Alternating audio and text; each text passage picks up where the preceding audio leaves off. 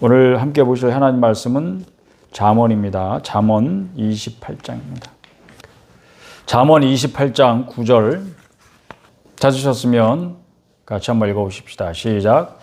사람이 귀를 돌려 율법을 듣지 아니하면 그의 기도도 가증하니라. 사람이 귀를 돌려 율법을 듣지 아니하면, 그리고 그 다음 말씀, 그의 기도도 가증하니라. 가증한 기도에 대해서 살펴보려고 합니다. 가증한 기도. 기도가 종류가 여러 가지가 있죠. 근데 여러분, 가증한 기도가 있다는 얘기 들어보셨습니까? 성경에 나오니까 제가 하는 이야기고, 오늘은 기도에 초점을 맞췄기보다는 가증이 뭔지에 대해서 초점을 좀 맞춘 것 같아요. 제 말씀. 오늘도 말씀 가운데 여러분에게 주님께서 하시는 그 음성이 들려지는 그런 은혜가 있으시기를 축복합니다. 기도가 우리가 그리스도인의 생활 방식이어서 언제든지 이제 기독교 백화점 가고 이제 서점의 코너에 가면, 이게 기독교 서점 코너에 가면 기도하고 관련된 책들이 참 많이 있다 하는 것을 언제든지 느낍니다. 그만큼 우리 그리스도인들에게 있어서 중요한 관심사 중에 하나다. 그렇죠. 영원한 베스트셀러, 기도와 관련된 책들은 영원한 베스트셀러가 될 수밖에 없을 것 같습니다. 그만큼 그리스도인의 생활 방식이면 틀림이 없죠. 그리스도인으로서 기도 없는 그리스도인이라 생각할 수 없습니다. 기도는 호흡이라고까지 말하니까. 만일 그런데 그리스도인이 기도하지 않는다. 두 가지 경우 생각해 볼 수 있을 것 같아요. 첫 번째 경우는 명목상의 그리스도인이라 추측할 수 있습니다. 명목상의 그리스도인, 뭡니까? 거듭나지 않았는데 교회 와서 내가 그리스도인이라는 명칭으로 불려지고 나도 그렇게 생각하는 사람. 호흡이 필요 없죠. 왜냐하면 거듭나지 않아서 영이 죽은 상태니까, 호흡이 안 되는 사람인데 죽어 있는 상태니까 기도 안 해도 편안하죠. 이런 사람 특징은. 그러니까 기도 안 하죠. 기도 안 해도 편안하다는 것은 뭐 만사가 편안하다, 생활이 편안하다 그런 게 아니고 기도에 대한 부담감이 거의 없다. 해결책은 없습니다. 다른 해결책은 없어요. 거듭나야 되겠다 하는 예수님의 그 말씀만이 유일한 해결책이 되죠. 두 번째는 의식불명의 그리스도인이라 할 수 있겠죠. 의식불명. 그 상태는 어떤 상태인가요? 혼자의 힘으로 호흡하지 못하는 그런 상태라고 볼 수 있죠. 인공호흡기 달고 중환자실에 누워 계신 분은 의식불명 상태라서 그 호흡기만 떼면 그냥 바로 이제 사망에 이르니까 그걸 뗄 수가 없습니다.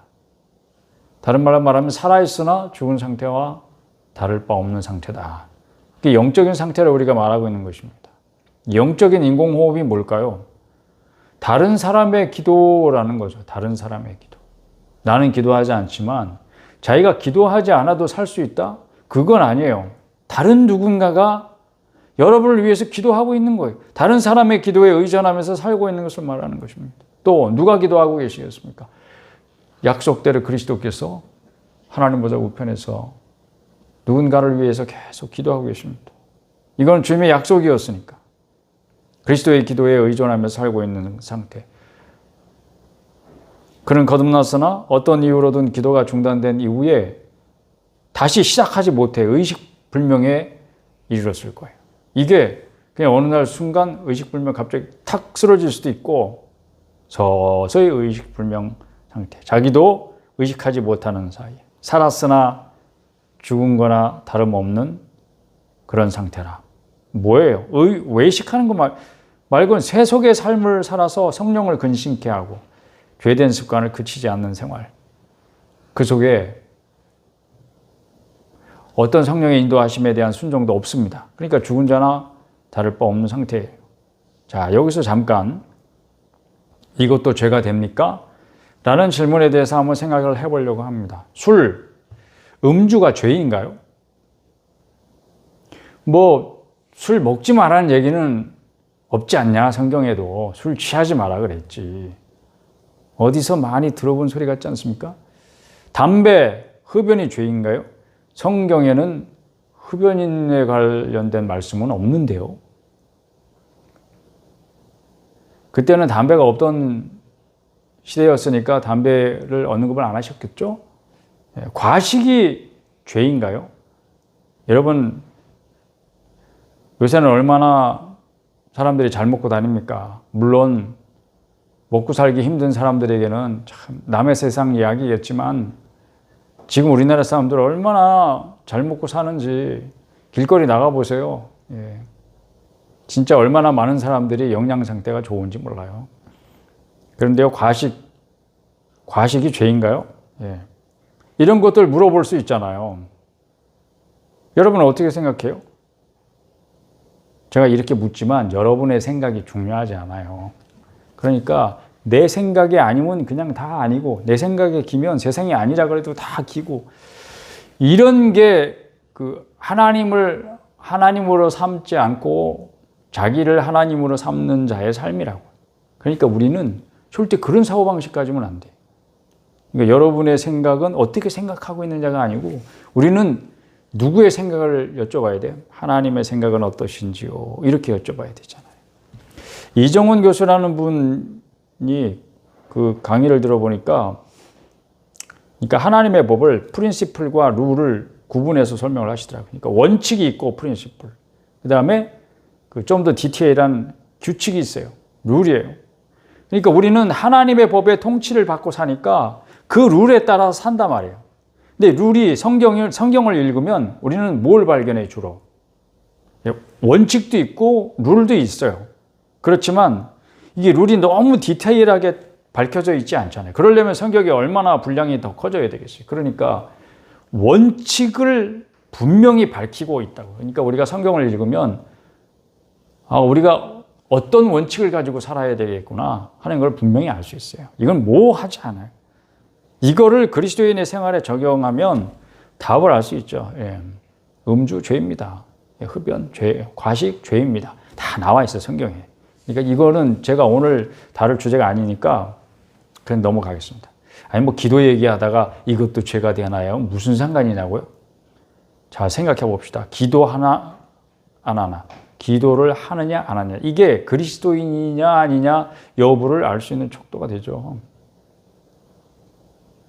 저는 뭐 단순히 이렇게 뭐 대표 기도 뭐 이런 거 얘기하는 게 아니고, 그러면 기도를 하면 다 그리스도인이냐? 이건 또 뭐 다른 문제죠. 이것도 죄가 되나요? 라고 묻는 사람의 상태를 한번 생각해 보려고 아까 좀 전에 그 질문을 한 거예요. 이것도 죄가 됩니까? 여러분 한번 물어보신 적 있어요? 누군가에게, 뭐 목사님이든지 뭐 구역장님이든지 아니면 신앙 선배든지, 자기가 뭔가 이걸 내가 즐기던 거야, 아니면 내가 이거 정말 하고 싶던 거야, 이거는 도저히 못 끊겠어, 이거는 그냥 끝까지 내가 예수를 믿어도 가져가고 싶어, 뭐 이런 거 있어서. 그런데 이걸 묻는 이유는 뭐예요? 양심에 계속 거리낌이 남아 있으니까 물어보는 거잖아요. 자유롭지 않다는 거죠. 그게 무슨 얘기냐? 이게 기도하고 무슨 관계냐? 첫째는 현상 자체를 설명하는 거예요. 그러니까 기도하고 있지 않다, 이럴 때 내가 명목상의 그리스도인이거나 아니면 의식불명의 상태이거나, 그거는 제가 좀 전에 설명을 드렸던 거고, 죄를 반복하는 생활을 하는 상태다, 이게 굉장히 생각보다 심각한 상태인 거예요. 죄가 뭐예요? 정의를 한번 내려보죠. 죄가 성경적으로 정의를 내리면 관역에서 빗나가는 거래요. 관역은 또 뭐죠? 하나님 자신이 관역이에요. 하나님 자신. 그리고 하나님의 말씀으로 표현되고, 하나님 자신은 하나님의 말씀으로 표현되어 있는 거예요. 그게 중심이고 그게 핵심이고 그게 관역인데, 빗나간다는 건 또 뭐예요? 하나님 말씀에 순종하지 않는 것입니다. 신약적인 표현으로 보면 믿음을 따라 하지 않는 것은 다 죄니라. 로마서 14장 23절에 보면 그렇게 분명히 말씀하고 있어요. 믿음을 따라 하지 않는 것은 다 죄니라. 이렇게까지 좀 과격하죠, 표현이. 그런데 뭐 예수 믿는다는 게 뭐예요? 예수 그리고 믿음, 두 가지 단어네요. 그 외에는 없어요. 그 예수님을 믿고 살아가는 사람에게 있어서 뭐가 중심이겠어요? 예수 중심이죠. 예수 중심. 이게 관역이잖아요. 여기서 빗나가는 것은 다 죄예요. 근데 나름대로 다 핑계가 있잖아요. 핑계. 아유, 그거요? 너 왜 이 말씀대로 안 살아? 이렇게 물어보면 할 말이 없어서 묵묵부 다니는 사람이 있겠어요? 나름대로 다 핑계가 있어요. 뭐 주저하고 있습니다. 다 이유가 있어서 주저해요. 그거를 차마 하지 못하고. 그런 상태의 예를 들어서 제가 아까 그런 질문을 한 거예요. 이것도 죄가 됩니까? 이런 질문. 그게 나름대로 자기가 다 핑계거리가 있잖아요. 그렇지만 둘 중에 하나죠, 여러분. 하려고 하고 있는데 뭐 이런 개그맨이 유행시킨 뭐 그런 말도 있지만 그런 중간 상태라는 것은 우리에게는 없다. 그러니까 순종을 가지고 얘기할 땐 둘 중에 하나예요. 순종하느냐, 순종 안 하느냐. 뭐 순종하느냐, 불순종하느냐. 둘 중에 하나지 하려고 하고 있는 상태는 없다. 그러니까 그런 하려고 하고 있는 그 상태가 다 핑계대고 있는 상태가 나름대로 이유가 있어서 주저하고 있는 그 상태가 다 무슨 상태예요? 관약에서 빈당하 있는 상태예요. 죄예요. 그러니까 심각하다는 건 뭐냐면 우리의 심각한 상태는 그 죄를 죄로 여기지 않는 게 심각한 상태예요. 정말. 그리스도인은 말씀에 불순종할 수 있습니까? 아니, 불순종할 수 없습니다. 왜냐하면 그리스도인이 된다고 하는 것은, 거듭난다고 하는 것은 내가 하나님 말씀에 기꺼이 순종하며 살겠습니다 하는 의지가 첫 출발이기 때문에 그래요. 나는 이제 남은 평생 주님만을 위해 살겠습니다. 이런 의지가 생기는 게 거듭난 사람의 특징이니까. 그렇게 출발하잖아요. 그리고 그거는요, 천천히 앞으로 예수 믿으면서 생각해 보면서 배우면서 이렇게 차차 되는 게 아니고요.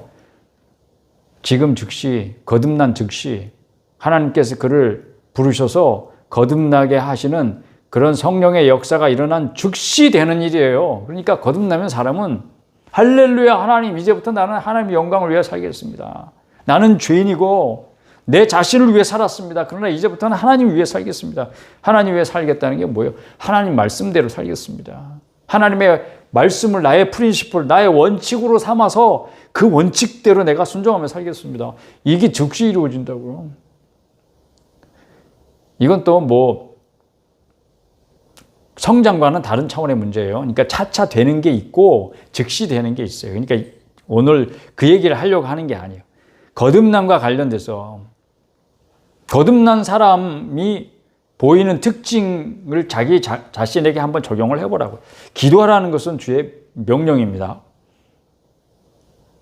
오늘은 기도와 관련돼서 기도라고 하는 이 한 가지 주제를 통해서 그리스도인의 생활이 어떠해야 되는가 하는 이야기를 계속하고 있습니다. 자, 기도하라는 말씀, 주님의 명령입니다. 그러면 그리스도인들은 어떻게 하고 있습니까? 당연히 기도하고 있죠. 왜? 첫째는 주의 명령이고, 주의 명령인 것을 알았을 때 우리의 마음속에는 그것을 기꺼이 자발적으로 순종하고자 하는 의지가 발동이 돼요. 그러니까 기꺼이 기도하죠. 기도하라는 명령이 있어서 내가 하는 게 아니고, 그것이 주의 명령인 것을 알았을 때 내가 그것을 기뻐하면서 자발적으로 한다고. 당신 자신의 영원한 유익이 있습니다.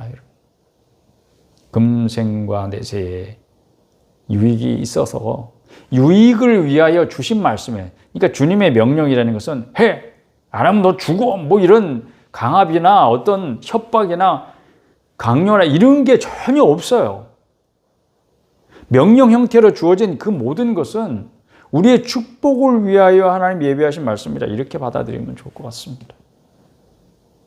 그것이 명령의 형태로 주어졌어요. 그러면 우리는 어떻게 하냐면 그 말씀에 자발적으로 순종하고자 하는 의지를 갖게 된다. 조금 전에 제가 설명드린 말씀이죠. 그러니까 기도하라는 말씀에 순종하지 않는다? 이거 어떻게 받아들여야 돼요? 관역에서 벗어난 거예요. 죄입니다. 그러니까 그 죄된 생활이 계속 반복되죠. 하루하루. 나 자신도 모르게 의식불명 상태가 튀는 거예요. 악순환이죠. 그리고 또 죄를 반복하는 상태는 힘이 없어요. 힘이 있을 수가 없어요. 점점 자기가 쭈그러드는데, 그러니까 힘이 없으니까 기도할 수가 없고, 기도할 수 없으니까 의식불명 상태를 벗어날 수 없고, 이게 악순환이에요. 문제가 뭐라고요? 기도하지 않는 것 자체가 문제가 아니에요. 물론 이것도 문제지만 제가 좀 전에 뭐가 심각한 문제라고 그랬습니까? 이 죄를 심각하게 여기지 않는다는 거예요. 아니, 기도하지 않는 것을 죄라고 여기지조차 않는다는 거예요. 이거 왜 기도 안 합니까? 왜 뭐 기도에 참석을 이야기하는 게 아니에요, 저는. 자신의 개인의 생활에 기도 시간을 따로 떼어놓으신 분이 있습니까? 기도 시간을 따로 떼어놓으신 분. 만약에 그렇지 않다면 왜죠? 왜 따로 떼어놓지 않죠? 항상 기도하는 의식 속에 사시니까, 깨어있는 모든 순간 여러분은 기도하며 사시니까, 그런 분은 이제 예외로 해드리죠, 제가. 그런 분 빼놓고 왜 기도 안 하죠? 왜 기도 시간을 따로 떼어놓지 않습니까? 그럼 여러분 뭐라고 핑계댈래요? 어떤 이유를 대시겠습니까? 그게 어떤 이유로든지 어떤 핑계든지 그게 뭐라고요? 여러분은 지금 관역에서 벗어나 있는 상태입니다. 그게 뭐라고요? 죄입니다.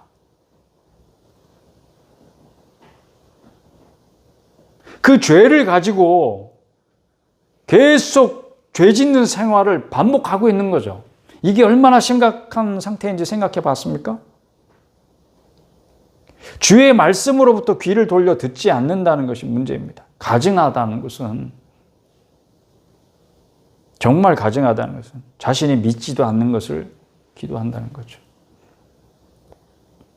자신이 그것을 믿고 자신의 삶의 생활의 원칙으로 삼고 하나의, 그것도 나의 룰로 삼아서 내가 그 룰을 지키면서 살아가는 그런 룰이 없으면서 그걸 자신의 룰로 여기지도 않으면서 기도한다는 거죠.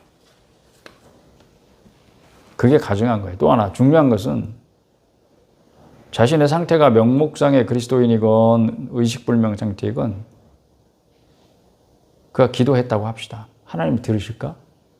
이게 정말 중요하잖아요. 나는 지금 기도하고 있지 않지만 내가 언제든지 기도하면 하나님은 언제든지 응답하셔. 자, 여러분 그렇게 믿습니까? 자, 과연 그럴까요? 오늘 그 얘기의 핵심은 결국 잠언 28장 9절 말씀 읽었습니다. 다시 한번 돌아가 봅시다. 사람의 귀를 돌려 율법을 듣지 아니하면, 무슨 얘기죠? 사람이 귀를 어디에 기울이냐가 중요하다는 뜻이에요. 우리 그리스도인들은 하나님께 귀를 기울이는 사람이에요. 할렐루야. 우리는 누구에게 귀를 기울인다고?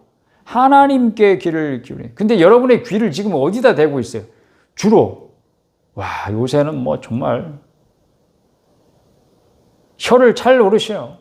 어떻게 제가 제일 안타깝게 생각하는 것은 얼마 전에도 차를 치일 뻔한 사람이 있는데, 그러니까 다 신호를 얌전하게 기다리고 있어요. 횡단보도에 파란불이 들어와서 사람이 이제 건너가고 있어요. 그러면 정상적인 차들은 다 서 있어요.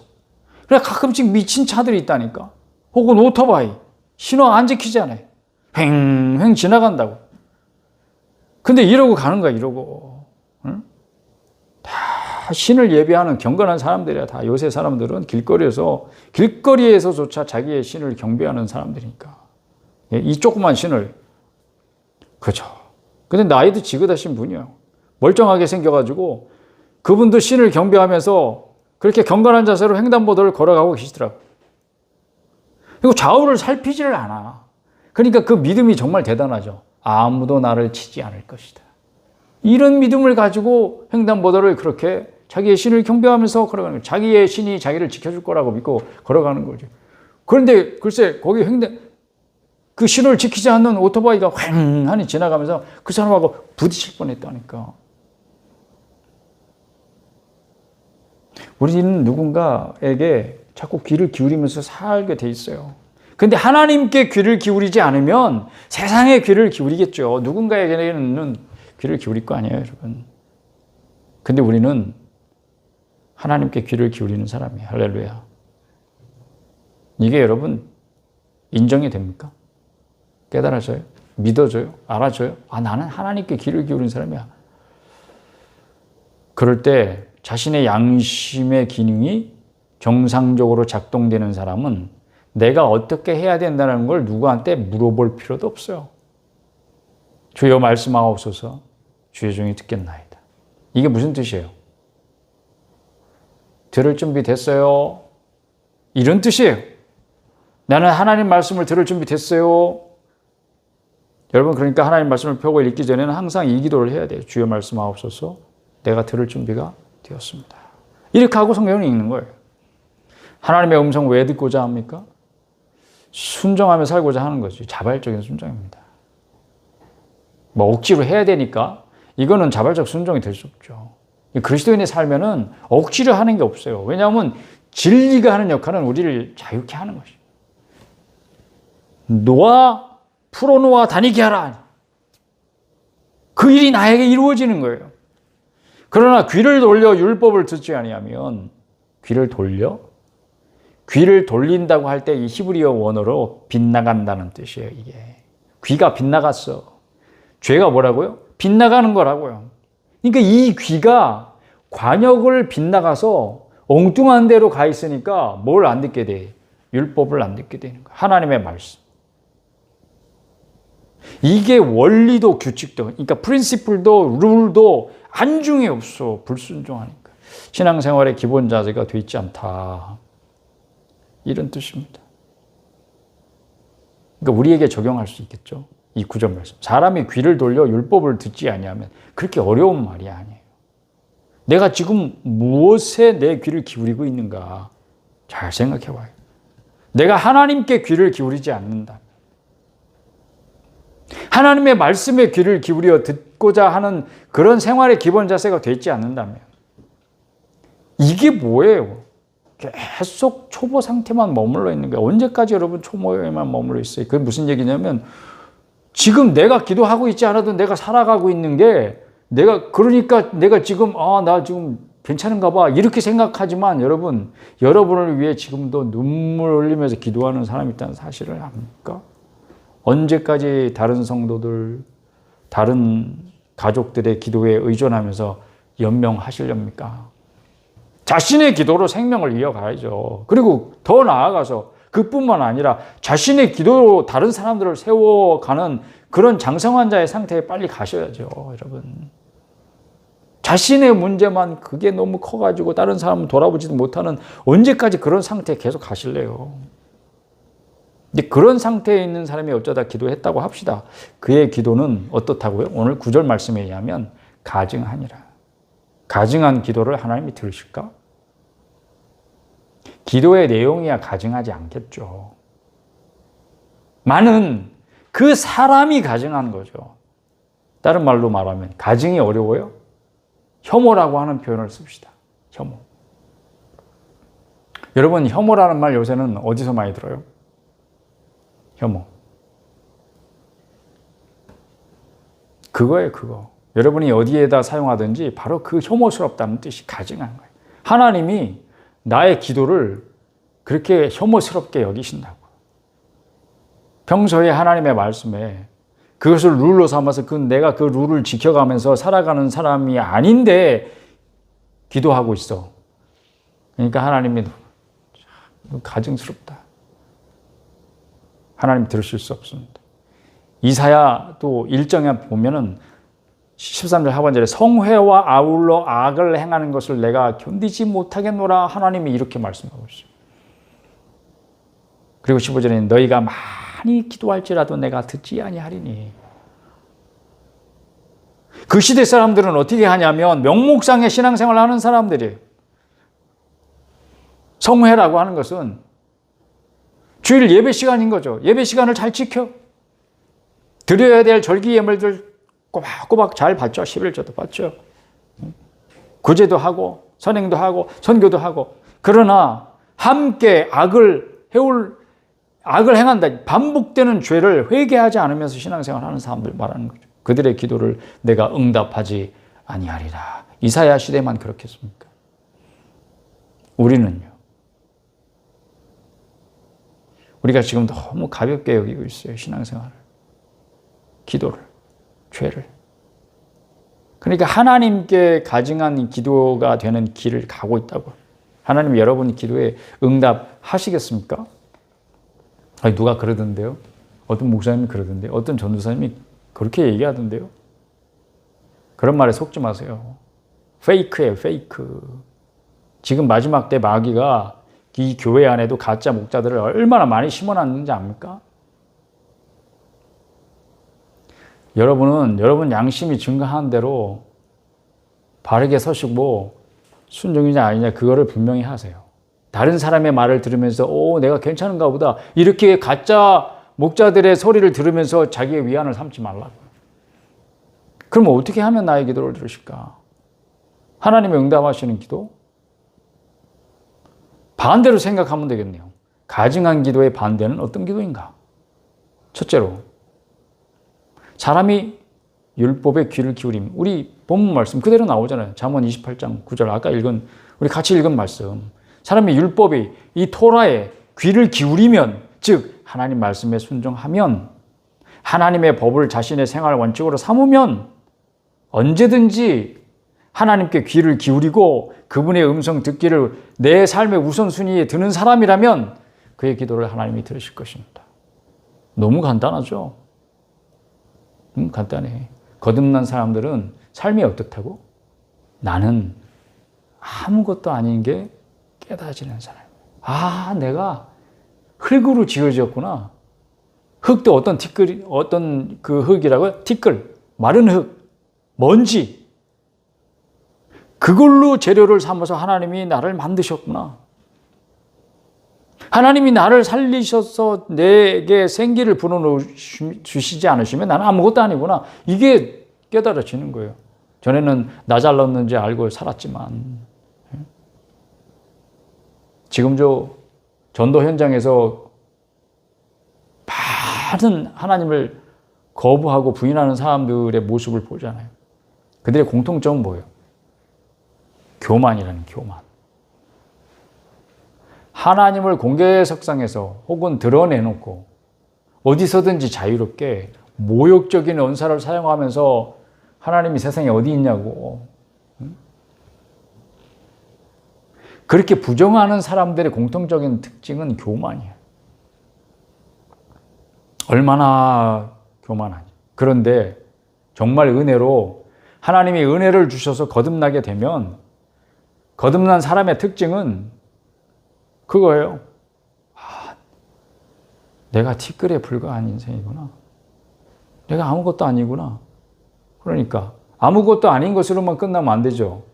하나님이 전부이시구나. 이런 고백을 하는 거예요. 나는 아무것도 아닙니다. 하나님이 전부입니다. 나는 이제부터 하나님을 내 중심에 모시고 살겠습니다. 하나님 말씀대로 살겠습니다. 그런 사람의 기도를 하나님이 들으신다는 거예요. 너무 간단하죠. 그러니까 거듭난 사람의 기도를 하나님이 들으시는 거예요. 근데 그렇지 않은 아주 특별한 예외의 경우는 있어요. 하나님이 부르시는 사건이 일어나는 거예요. 그러니까 이게 시간의 순서로는 설명할 길이 없는 거예요. 그러나 우리의 경우를 이야기하죠. 특별한 경우, 여러분의 경우가 무슨 특별한 예외적인 경우라고 생각하지 마세요. 여러분이 그렇게 특별한 존재가 아니에요. 그냥 아무것도 아닌 거예요. 그게 깨달아지고 알아지고 믿어지는 게 그게 중생의 역사예요. 하나님이 하시는 일이에요. 너는 아무것도 아니야. 그러나 내가 너를 사랑해서 너를 구원했어. 너를 내 것으로 택했어. 너를 나의 소유로 삼았어. 그러니까 그게 알아지고 깨달아지고 믿어지니까 세상이 뭐라 그래도 나는 주를 부인할 수가 없는 거예요. 하나님이 나의 전부가 되는 삶을 기꺼이 하나님 앞에서 살아드리는 거예요.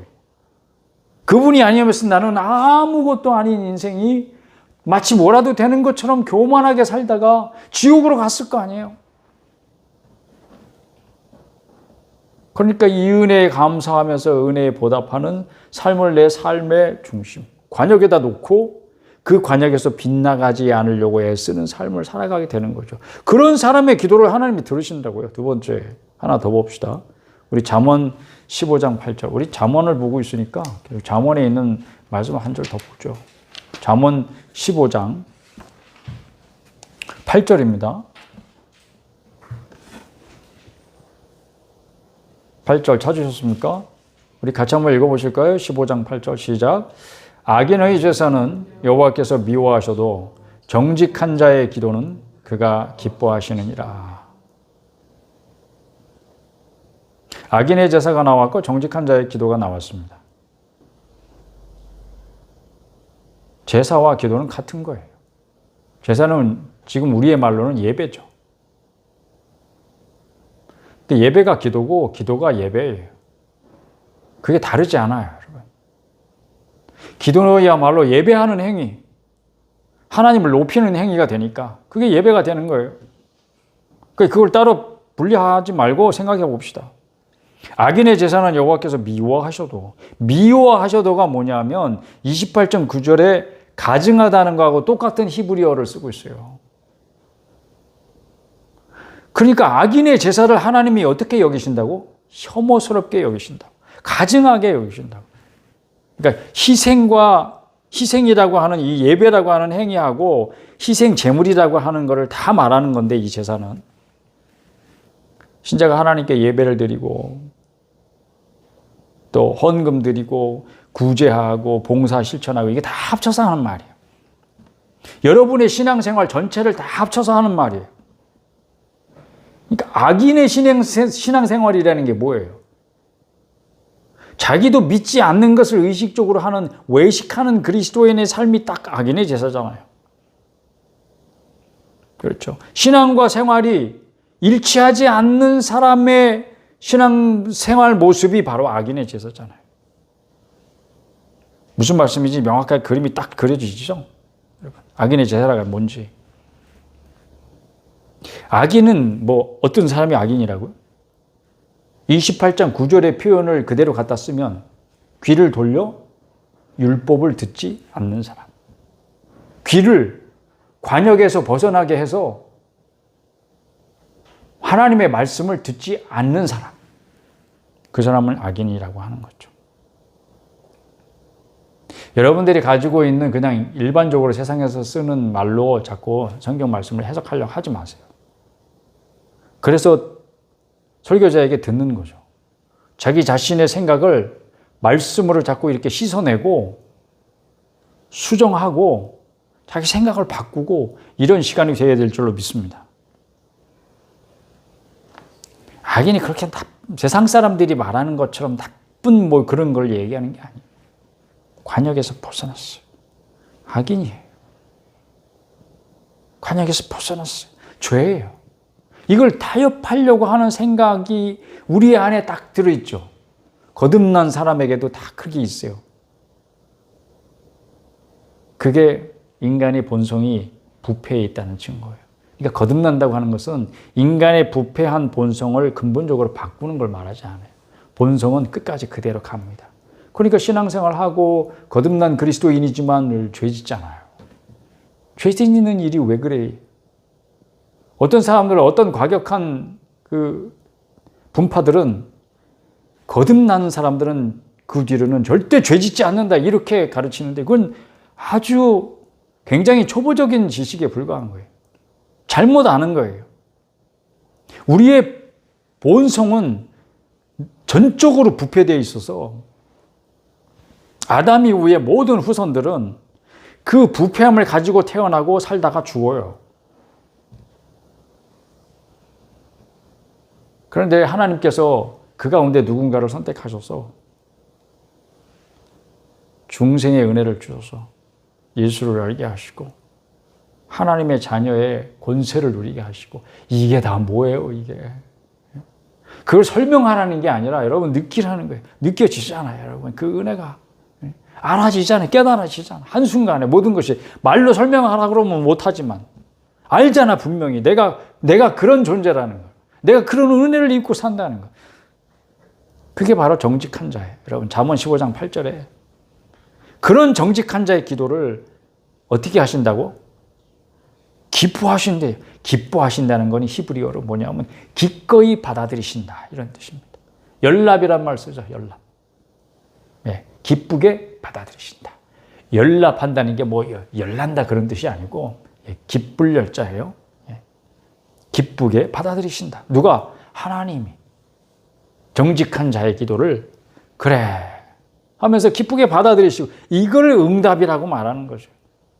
그러니까 기도는 기도의 내용을 보고 하나님이 판단하시는 게 아니라 기도하는 사람을 보고 판단하시는 거예요. 하나님. 정직한 사람. 제가 이미 여러 가지 예를 들어서 지금 설명드렸습니다. 신앙과 생활에 일치되는 사람이죠. 그리고 나는 어떤 형편에서든지 하나님 모시고 살겠습니다. 이런 결심을 하고 시작한 그 생활이 끝까지 어떤 형편에서든지 어떤 상황 속에 놓이든지 흔들리지 않고, 아니 흔들려도 그대로 지켜지는 사람. 하나님의 말씀을 원칙과 규범으로 삼고 지켜나가는 사람이죠. 오늘 그리스도인의 생활 자세와 기도에 대해서 살펴보았습니다. 이제 결론적으로 다시 한번 정리하면, 첫째로 그리스도인은 기도가 생활이다 하는 것입니다. 기도는 그에게 호흡이고, 기도하는 것은 주님의 명령에 순종하는 것이고, 그것은 금생과 내세에 영원한 유익이 있습니다. 그러니까 명령하신 거예요. 거듭난 사람은 기꺼이 그렇게 살고자 하고 그와 같은 삶을 기뻐합니다. 둘째로, 그러니 그리스도인인데 기도 생활이 일상의 규칙이 아니다. 그 룰을 따라가서 살고 있지 않아. 내가 기도하라고 하는 주님의 명령이 분명히 있는데 그것을 나의 생활의 룰로 삼지 않아. 그러니까 하루 생활 중에 24시간 다 주었는데 그걸 내가 다 주워 먹고 있어. 무슨 일에 바쁜지 그렇게 바빠 하면서, 바쁜데 보면, 사는 모습을 보면 전혀 바쁘지 않은 사람들이 있죠. 바쁘다를 입에 달고 살면서도 하는 거 보면 전혀 바쁜 것 같지 않은데 뭐 하는지 시간을 다 잡아먹고 있어요. 점검해 봐야 됩니다. 그렇게 살고 있다 내가. 그렇다면 이걸 점검해 보세요. 실상은 내가 거듭나지 않은 명목상의 그리스도인이 아닌가. 해결책이 있습니까? 없습니다. 그런 사람에게는 해결책이 없어요. 자신의 구원을 위해서 울어야지. 무슨 딴 길이 있겠어요? 두 번째, 의식불명의 상태인가? 본인은 스스로 일어설 사람이 없어요. 일어설 힘이 없어요. 그렇다면. 영적으로 딴 얘기죠. 우리는 이런 상태에 있는 그리스도인들을 그 죄를 깨닫고 진정 회개하고 하나님께 돌아오도록 기도해야 합니다. 우리는 누가 이런 사람인지 알고 있습니다. 알고 계시죠? 오늘부터 기도해야 합니다. 기도합시다. 의인의 간구는 역사 하나님이 크다. 야고보서 5장 16절에 말씀하셨잖아요. 그러니까 그 말씀에 의지하면서 믿고 그를 위하여 간구하십시다. 깨어 일어나도록. 뿐만 아니라 오늘 기도가 죽은 한국교회를 위해 울며 간구하십시다. 지나간 세기에 비해서 오늘 우리가 살고 있는 이 시대는 기도가 죽은 시대입니다. 이렇게 말할 수 있을 만큼 기도가 죽어 있습니다. 하나님이 교회를 새롭게 하실 때에 기도하는 분들을 우후죽순처럼 세우실 줄로 믿습니다. 여러분이 바로 그 사람 되기를 축복합니다. 여러분의 기도를 말미암아 하나님께서 한국교회를 새롭게 하시고 부흥케 하실 줄로 믿습니다. 세 번째로는 기도한다고 하는 분들은 기도를 힘써 계속 하시되 자기 생활에 주의해야 합니다. 하나님께서 가증히 여기는 것이 어떤 것인지 우리는 지금 말씀을 통해 살펴봤습니다. 그것으로 자기 삶을 돌아보시고 그와 같은 자 되지 말기를 바랍니다. 하나님의 말씀에 귀 기울이지 않는 자, 말씀에 불순종하는 삶을 계속 살면서도 예배에 참석하고 헌금도 잘하고 구제와 봉사, 설교, 선교 열심히 하고, 그래서 교인들의 칭찬도 받고, 다 사람은 속일 수 있어도요, 하나님 결코 속지 않으십니다. 잠언 말씀 하나 더 인용해 드립니다. 잠언 15장 11절 한번 보실까요? 아까 15장 펴셨을 테니까 11절 읽어봅시다. 스올과 아바돈도 여호와의 앞에 드러나고는 하물며 사람의 마음이리요. 지옥도 캄캄한 어둠 속도 죽음의 자리도 여호와 앞에 다 드러나는데 하물며 사람의 마음은 안 드러나겠네. 하나님은 다 알고 계십니다. 생활이 하나님께 정직해야 합니다. 정직한 자의 기도 하나님께서 어떻게 하신다고요? 기쁘게 받으신다고. 우리 같이 기도하십시다.